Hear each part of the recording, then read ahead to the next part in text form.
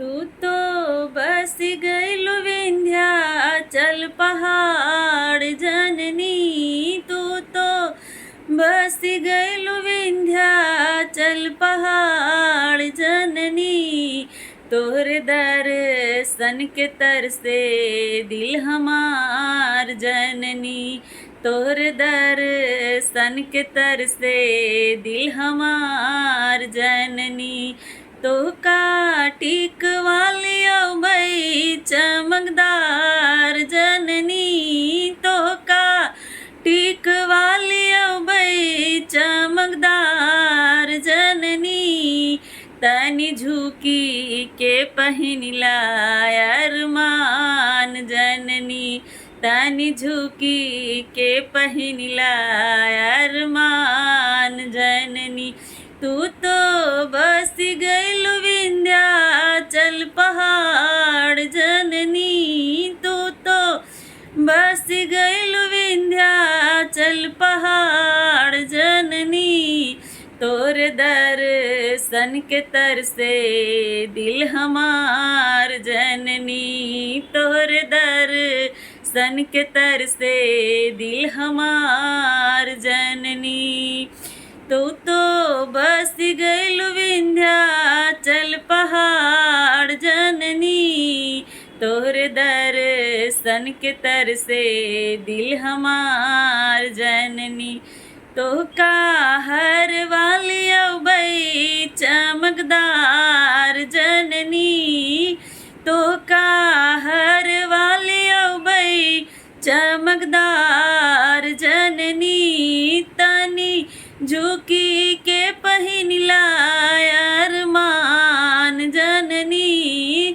तनी झुक के पहिनला अरमान जननी।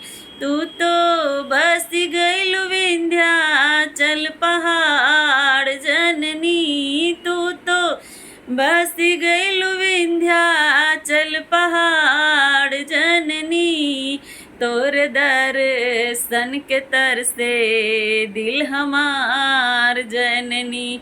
तोर दर्शन के तरसे दिल हमार जननी। तोहका चुनरी लियो भई चमकदार जननी। तोहका चुनरी लियो भई चमकदार जननी। तनी झुकी के पहिनला अरमान जननी। तनी झुकी के पहिनला अरमान जननी।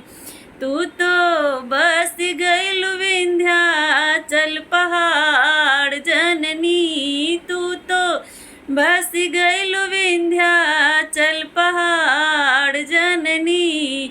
तोर दर्शन के तरसे दिल हमार जननी। तोर दर्शन के तरसे दिल हमार जननी।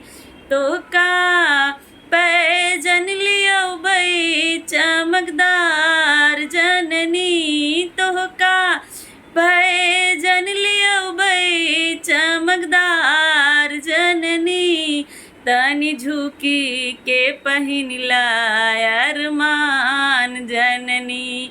तनी झुकी के पहिनला अरमान जननी। तू तो बस गइलु विंध्याचल पहाड़ जननी। तू तो बस गइलु विंध्याचल पहाड़ जननी।